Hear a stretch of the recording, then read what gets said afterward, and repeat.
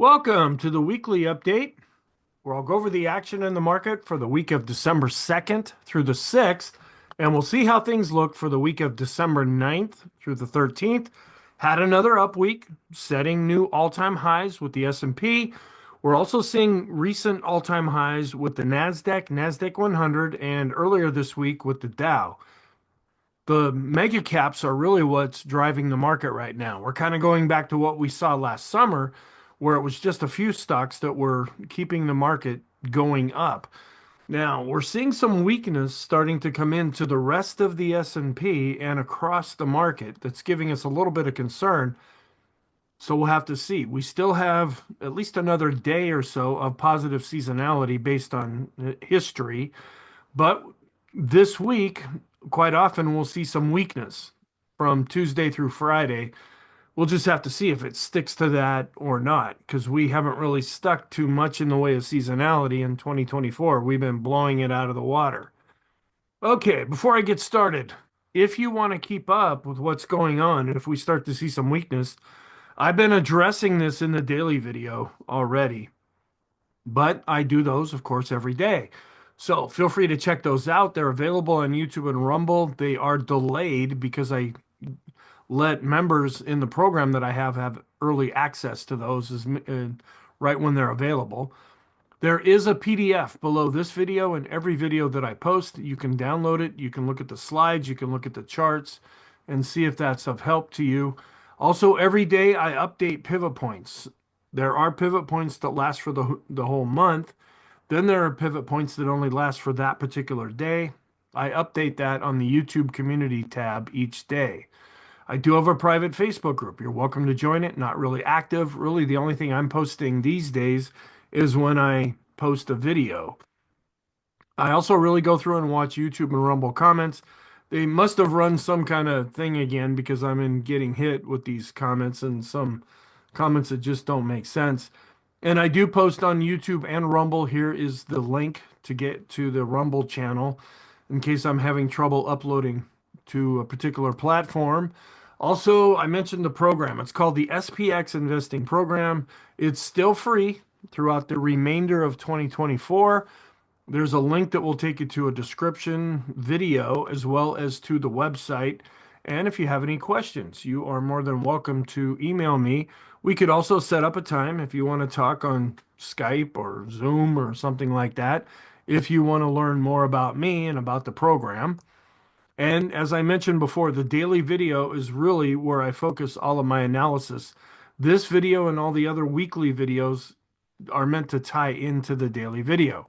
Okay, let's go back and talk about this week's session. We were up 0.96%, a little under 1% for the week, and we were above average with volume. So we're continuing to go up. Now, the previous week, that was kind of strange because it had Thanksgiving and it had the abbreviated day on Friday.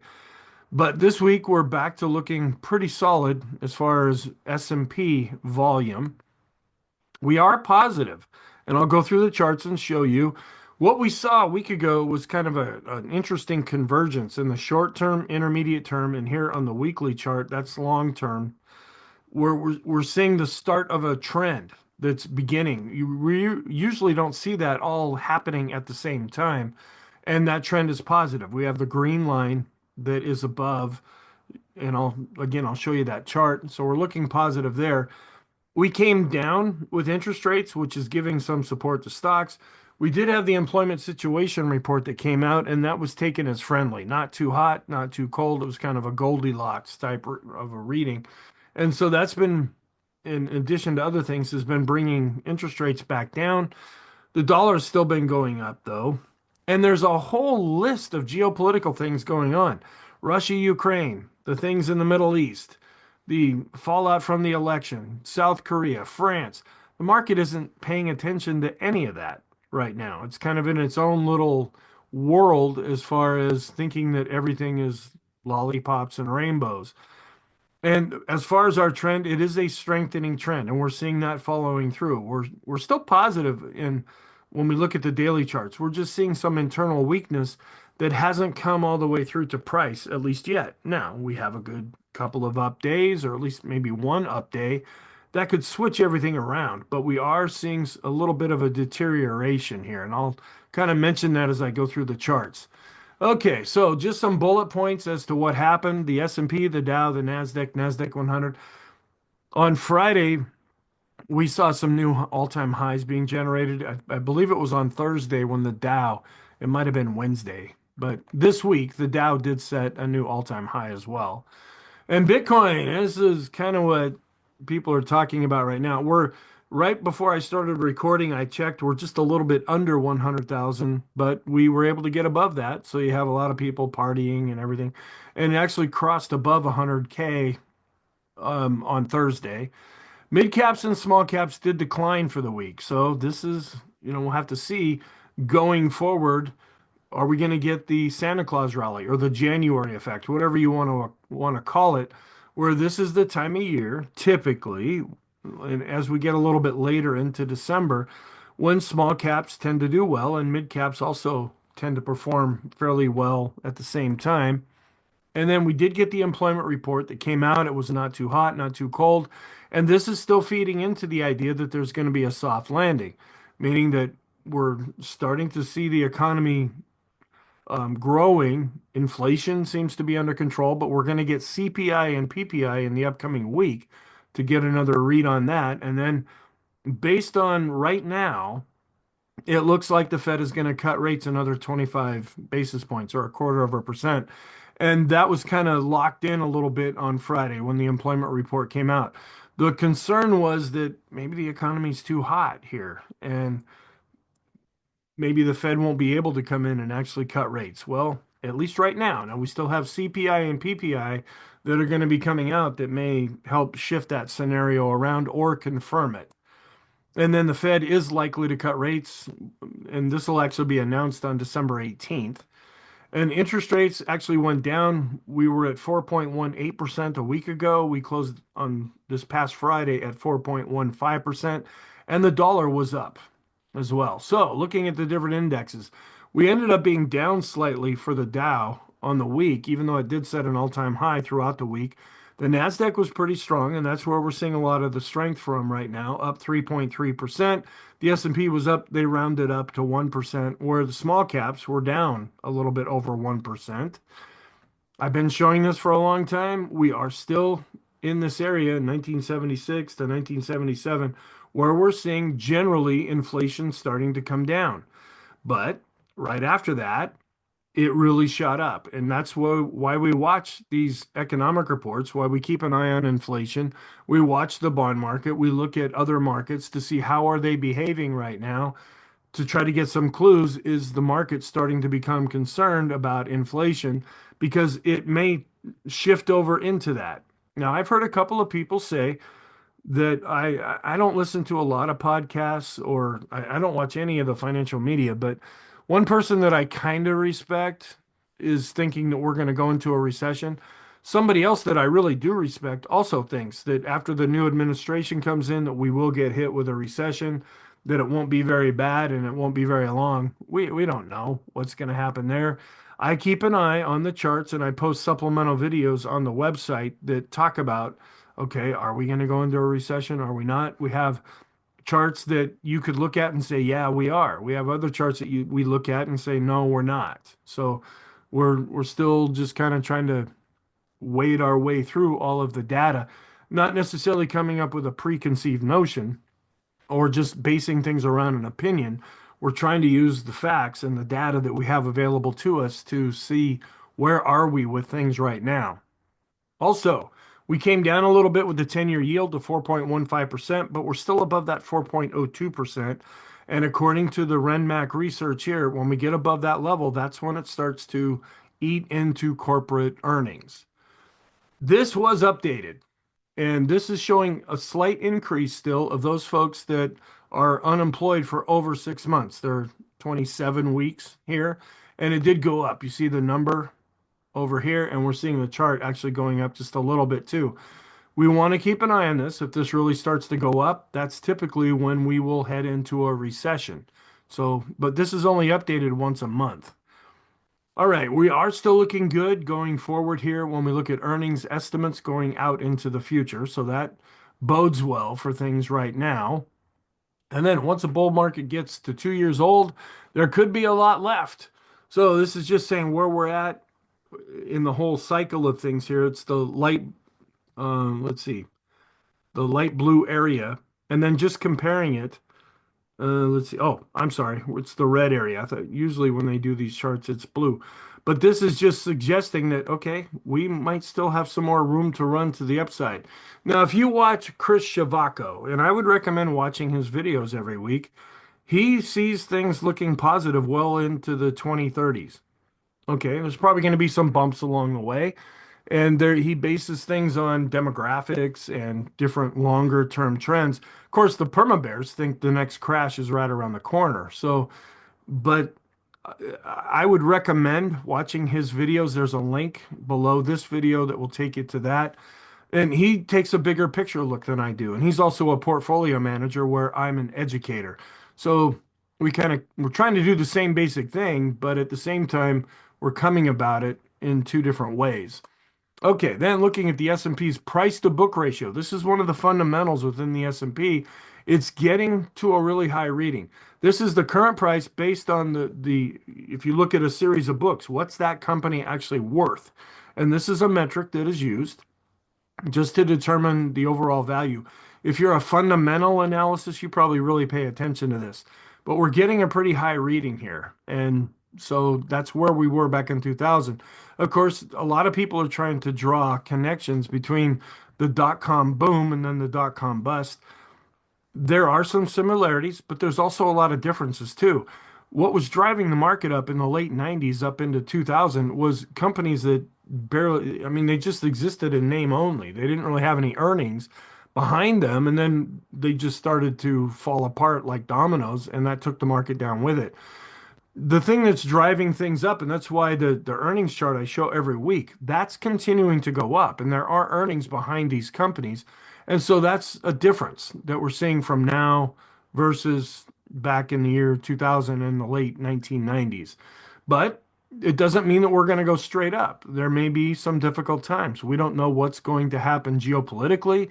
We don't know what the new administration is going to do that might cause some concern to the market, and that could drag things down for a time. Okay. Higher market concentration is associated with higher volatility. I actually don't agree with this chart. We're getting very low readings with the VIX, and I do a lot of VIX studies.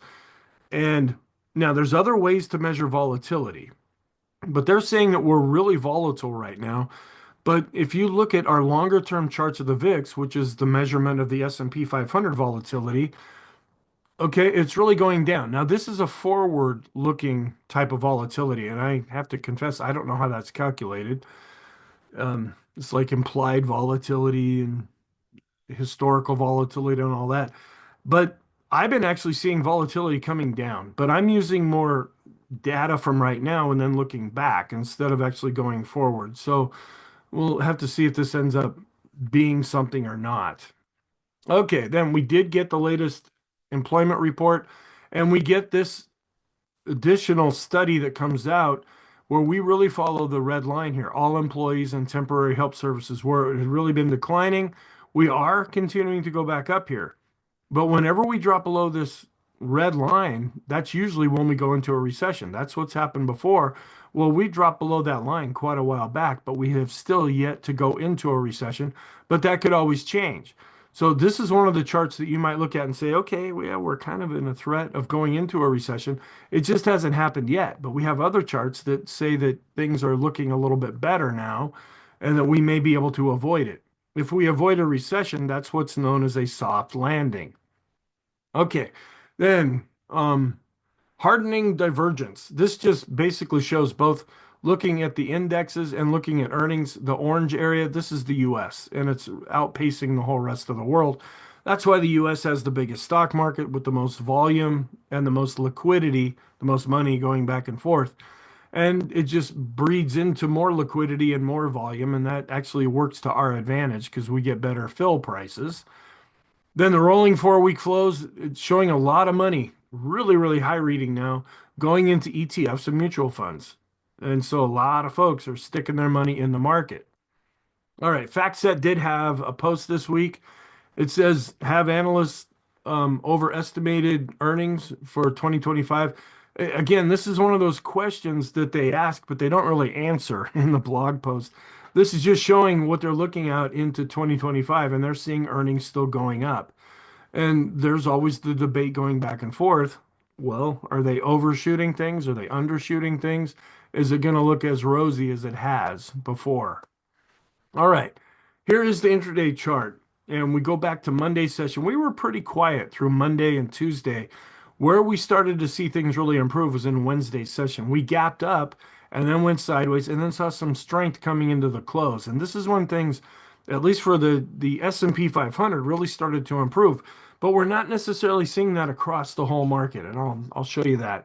And then we kind of chopped sideways in Thursday's session. And then we did go up after the employment report on Friday. We got right up to 6,100. And that is this line right here where we stopped. And then we drifted back down, came down to this dark blue line here, which is called the daily pivot, tested that twice. And then we were able to bounce up off of that. So we ended up closing positive on the day. But now we're dealing with the 6,100 level. We'll see if that continues to provide overhead resistance. So looking at the week, the Nasdaq 100 and the S&P were positive, and these include the mega caps in here and a lot of tech stocks. Where you had the Dow, the NYSE, and the mid caps, they ended up being negative, and for some reason the small caps aren't on here. And then going back to the beginning of the year, we have the Nasdaq 100, S&P, and all of the other indexes are still positive year to date. Different sectors, just looking at the 5 trading days, tech, discretionary, communication. These are the areas that are leading, and these are the areas that we want to see doing well. This is growth. This is what pushes the indexes really higher, where all of the other sectors ended up being down on the week. Then looking at the scooter score, ranking all of the sectors on a score of 0 to 100, we now have discretionary looking the best. And that had been a real disappointing area for a lot of 2024. But if you look at it since that big down day we had last August 5th, when everything went kablooey in Japan and the VIX went up to like 65 and everyone's screaming and yelling and they're saying we need a 1.5 emergency rate cut and then another, I mean, everyone was going crazy. That lasted a couple of days and then everybody seemed to find sanity again.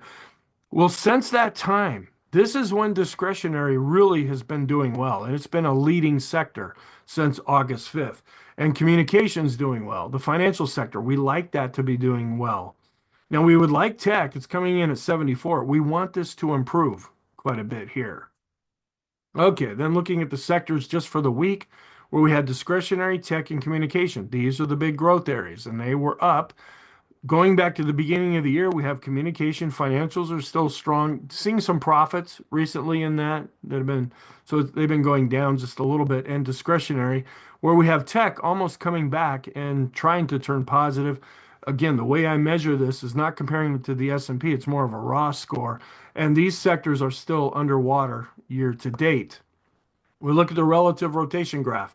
Remember back to geometry class, we have your x-axis that goes from left to right, and you have your y-axis, which goes up and down.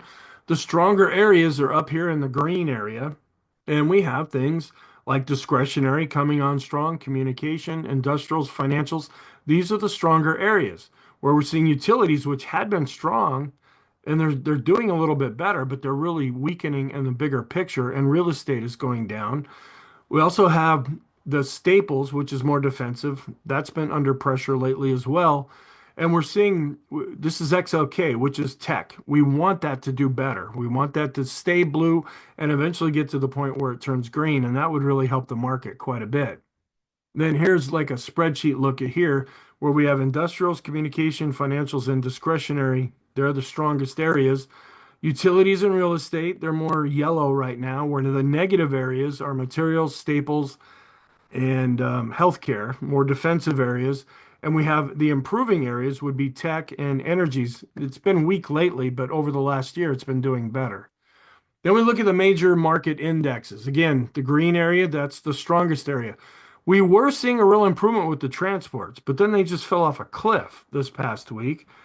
Also, we're going down here with utilities, which are showing some weakness as well. And then a lot of areas kind of right in the middle right now. It's like the market's trying to sort itself out.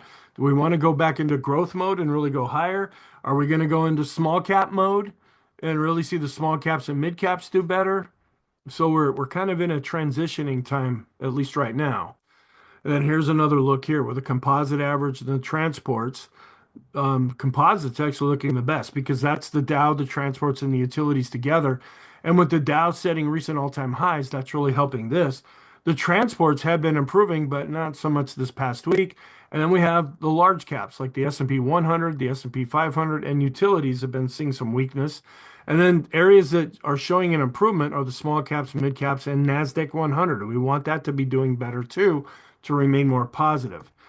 Looking at sentiment, we did get a reading from Investors Intelligence coming in at 3.91. That's a pretty high reading. That means that folks like myself are bullish on the market. These are folks that have websites and do newsletters and make recommendations. And so this is kind of a high reading. Now, it could go higher from where we're at right now. When we really get nervous is if it goes up to over 4. Sentiment here. Now, the sentiment indicators that we look at are neutral, but this one is giving us a very high reading now. When we get above this dashed line, that means the market's getting a little too exuberant and actually coming down a little bit from an even higher reading that we've seen lately. And this is the one that I follow, and I talk about it in every daily video. We had been up into the high 60s here. Well, we've been dropping back down. And so the context is we're turning a little bit more negative as far as sentiment, and we're dropping back down and looking neutral at this time. And this shows that decline where we were seeing an upward move. Now we're seeing more of a downward move. The line in the sand will be if we can stay above 50, that'll be positive. If we drop below 50, that will turn things even more negative. Active asset managers just came in at a very high reading a week ago. Well, they backed off of that just a little bit in their latest reading. This is that same indicator here that comes out once a week, coming in at 85.49 off of the previous higher reading that we had been seeing. We did see a decline in the VIX. We're getting down to that 13 level and even dropping a bit below that. So that's really coming down nicely. And that we're getting into the high 12s. So we could still drop further than where we're at right now, but it's showing that fear is really coming out of the market, both when we look at the line chart as well as the bar chart. Volatility was quite, and this is why I say that one chart looking forward with volatility, because that's what this chart tries to do. It's saying that things are going to get really volatile, and they might. I'm just not seeing it really played out here in these charts currently. This is a daily chart of the seasonality of the VIX, where we tend to decline through November and December, and that's usually when the market is going up. This is also looking positive here. When we do a ratio between cash and the tech sector, when this is going down, I know that's counterintuitive, but that means the tech sector is outperforming cash, and that's what we want to see. And the RIDEX bear bull ratio, it spiked back up and then came back down. It's kind of a little bit on the nervous side right now. Not really showing a lot of complacency there. But the last time this chart was updated was Thursday. There's a 1-day lag with this. And then we did get the latest reading of the American Association of Individual Investors. They actually dropped down from a week ago. The chart was all messed up because of the holiday, but now we're starting to go back up here, but we're not getting an extreme reading currently. The Ulcer Index, another sentiment gauge, is also really dropping down below the moving average, and we're also below the moving average on the daily chart. This is another area of sentiment. We look at the spread between risky and not as risky bonds. This is really going down, meaning there's not a lot of fear. And then I take that same idea and I invert it in the middle area. And when we're getting a very high reading, that means that there's not much fear here either. And I invert it. Actually, David Keller from Stock Charts is the one that did this chart to try to match up with, okay, the same direction as the S&P, the same direction here. And then I invert the VIX as well. And we're starting to get, well, we'd say low readings, but on this chart, it would be very high because it's inverted. Now, this is interesting, and this was actually put out by Isabel Net on their website, but it's a Bloomberg chart. This is kind of saying that same thing. When these lines are going down the way they are, it just means there's not a lot of fear in the market. And at some point, but we've been watching this for a few weeks now, and it's been giving us this reading that there's not a lot of fear, but it doesn't seem to be changing at this time. We'll keep an eye on that. And then we look at the VIX and a 3-month average of the VIX. This continues to go down as well. And we're also going down with the 253 period moving average of the equity put call ratio. That's positive. It goes down when the market's going up. Then the latest reading of the financial conditions are well below this black line. So that's not posing a problem here. The latest reading of GDP now, where we're up over 3% with the estimate in the latest reading. But looking at the forecast, we're at about 2.5% to the upside and about 1.5% to the downside. And this also is GDP now, just looking forward here, and they are anticipating growth in GDP. And one of the definitions of a recession is that we have negative GDP for 2 quarters, and we're not seeing that being projected right now. This was updated, but we came in with the same reading as the previous month. We're a little bit below this red line. This is the real-time SOM rule recession indicator. And when it goes above the red line, like it did a couple of months ago, that kind of causes some concern here. But I actually follow this SOM lady, Claudia Som. I follow her on X or Twitter, and she seems to think that maybe it's not going to happen this time. And I haven't followed it all that much. I just want to know, is she agreeing with what she created or is she not agreeing with it? And she doesn't seem to be agreeing with it. But this is actually dropping back down. Because you can see other times when we get above this red line, that's when we typically go into a recession. And this was updated a week ago. This is the smooth U.S. recession probabilities. We're below the black line, just about on the black line. But when we get really nervous is if we go above the red line, and we're not there. And this is a quarterly index here, the Brave Butters Kelly leading index, where it's been coming down lately over the latest reading. Looking at inflation, now this will be updated in the upcoming week because we're going to get CPI coming out. We did get the core PCE coming out last week as well, and we're not really seeing much of a real change here. And then this is what is the Fed likely to do at their next meeting on December 18th. 86% chance that they're going to cut rates 25 basis points. They're at 4.5 right now. After that meeting, they think they'll be at 4.25. And that's getting more locked in. And the dark blue area, that's where the market was as of Friday. And they're becoming even more convinced of that when we look at a day ago, a week ago, and a month ago. There's still a camp that thinks that rates might be unchanged. Now, if CPI and PPI come in hot, that might change this really fast. But this is where the market's looking at right now. Then we're looking out to the January 29th meeting. They think there's a 62.9% chance that we'll be 25 basis points lower than where we're at right now. There's some folks that think we'll be even more than that. There's some folks that think rates will be unchanged at that point.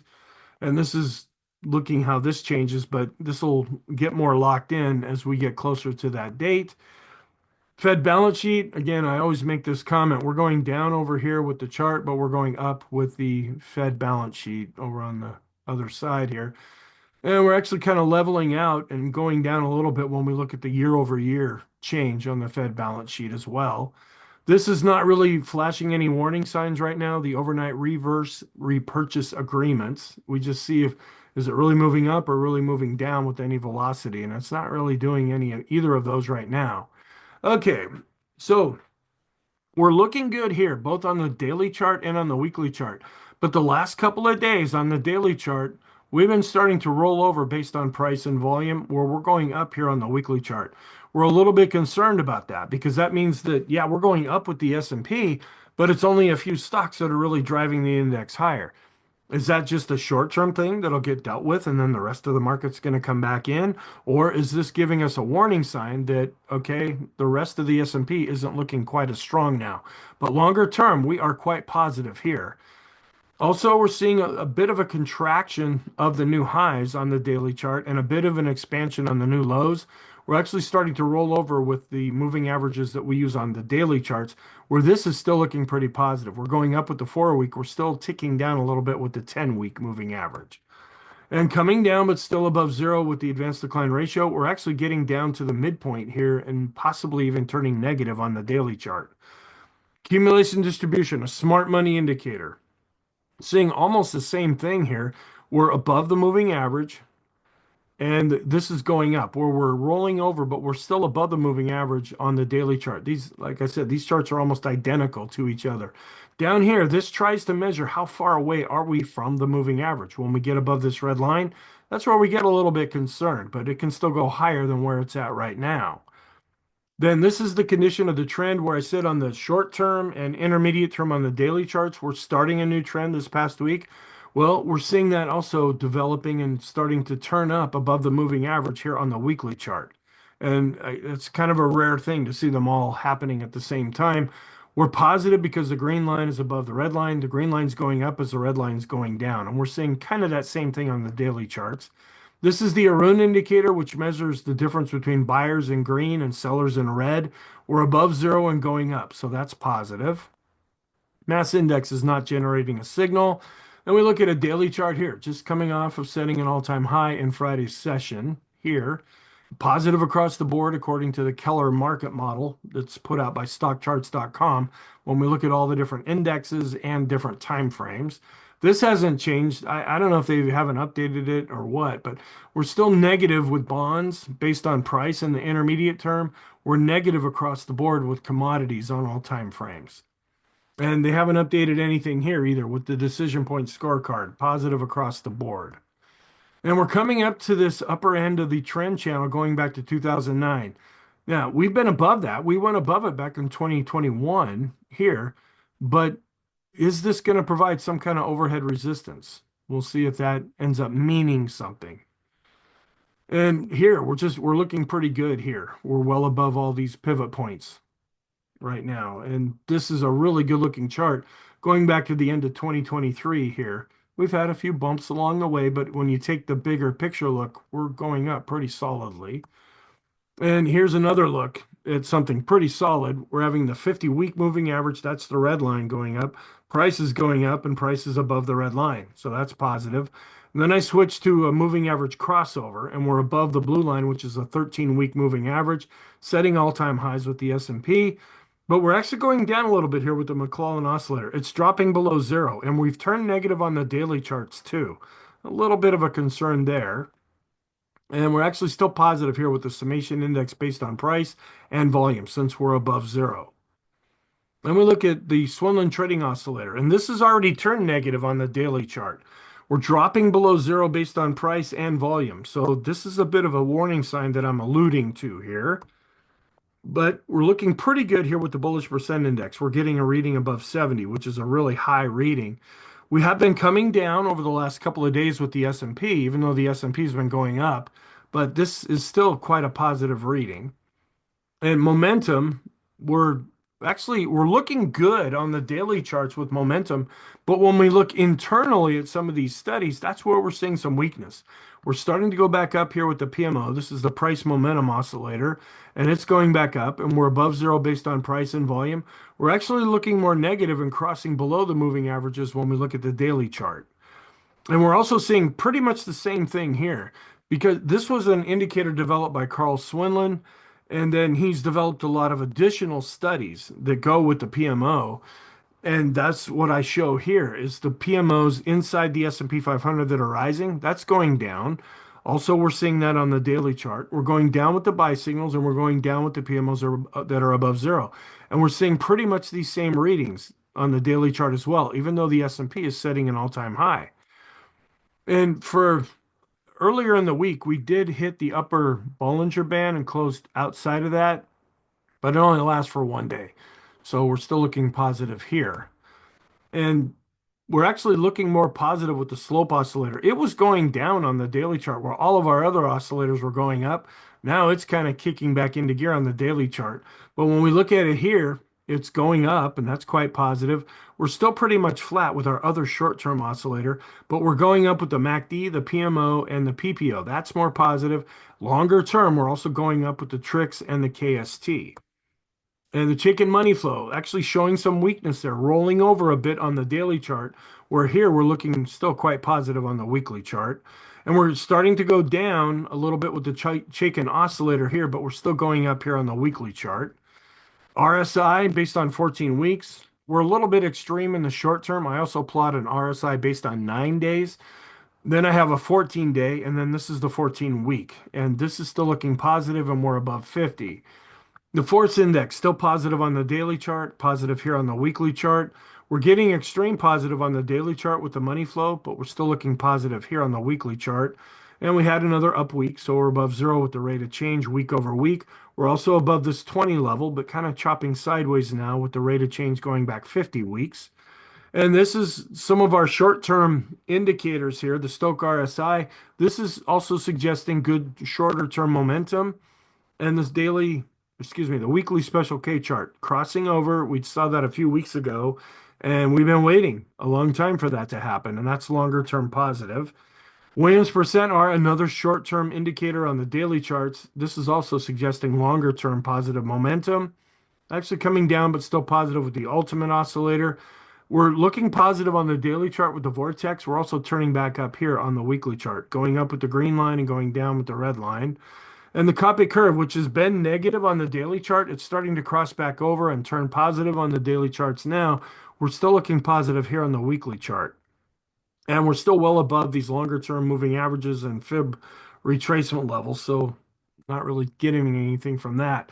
But you look at things based on the trend, and this is a weekly chart based on the Heiken Ashi, and that is positive. We're also black and pointing up with the Kegi chart. That's positive. The Renko chart, when we have the open blocks like they're here now, they are here on this chart, that's positive. And the three line break is also still looking more positive and going up. And the ease of movement is above zero and starting to turn back up after it had been declining. And we didn't get any new X's or O's drawn. We didn't see enough of an upward move for any of those, but we're still looking positive here with the point and figure chart. Momentum long term, looking pretty good there. Also flattening out after rising in the intermediate term and also flattening out a bit here in the short term.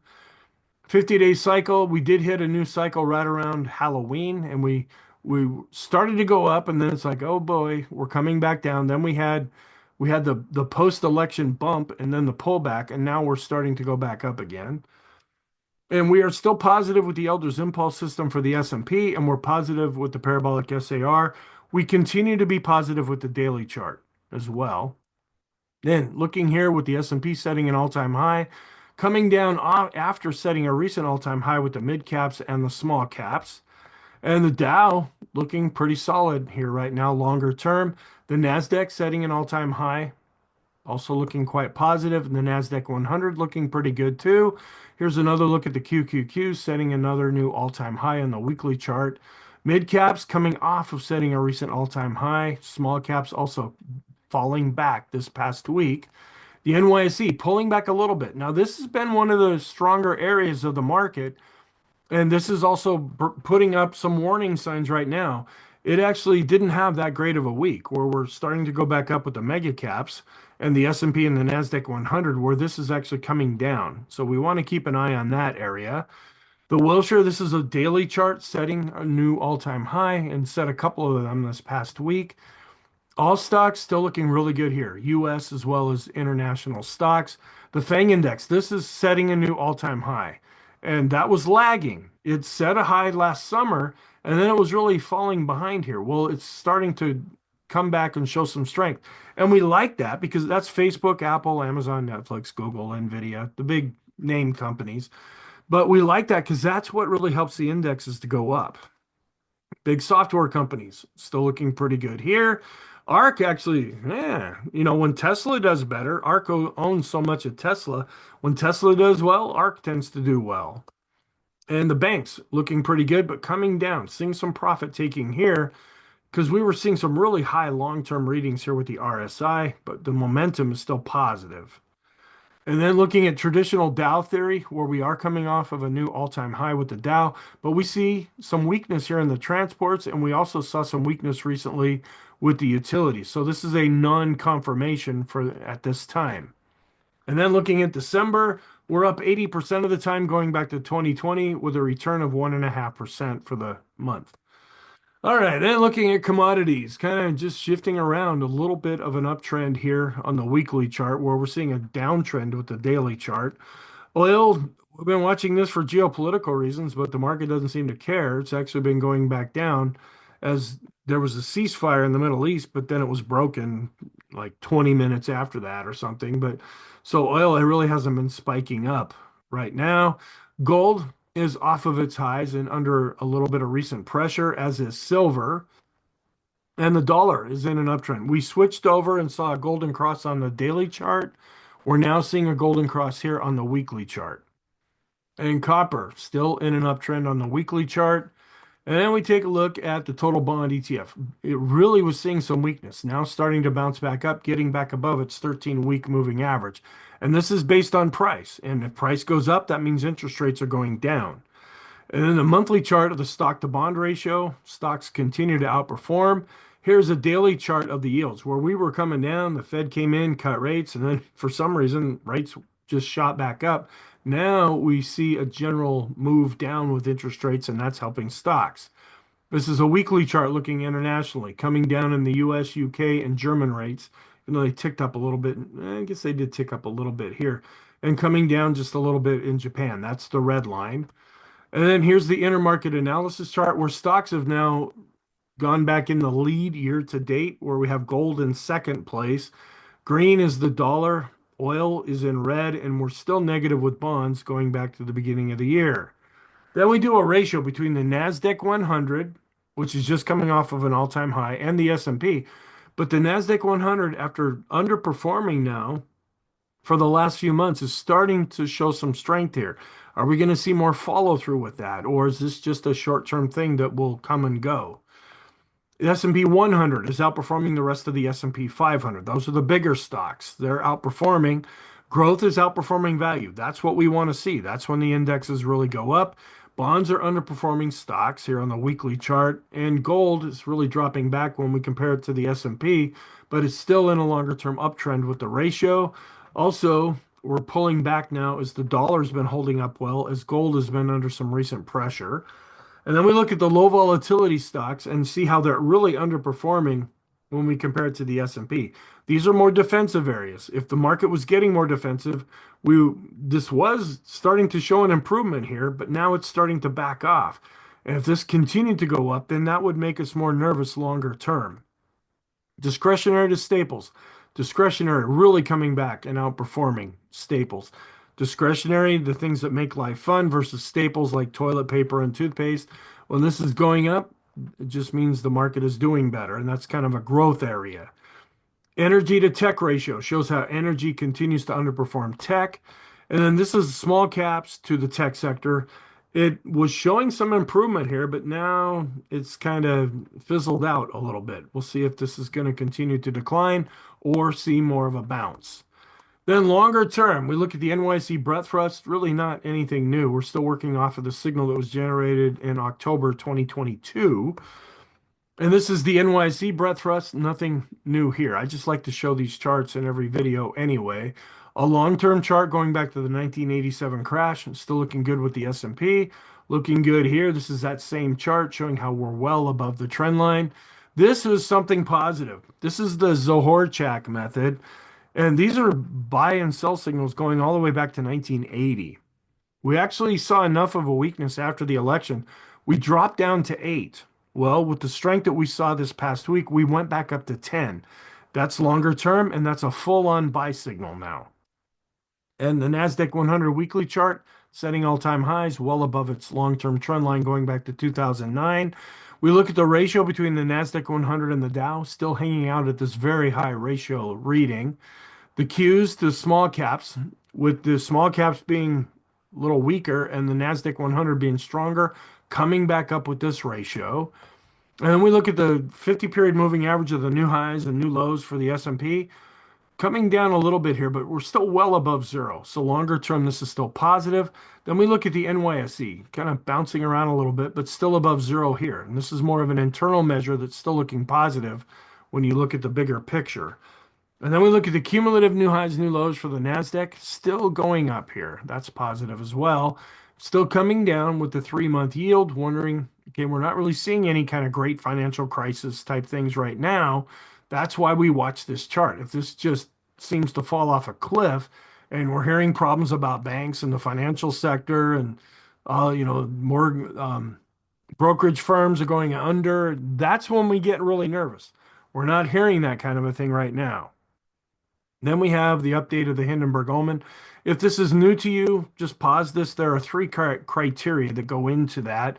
But the nice thing is that stockcharts.com, they build all three criteria into this chart.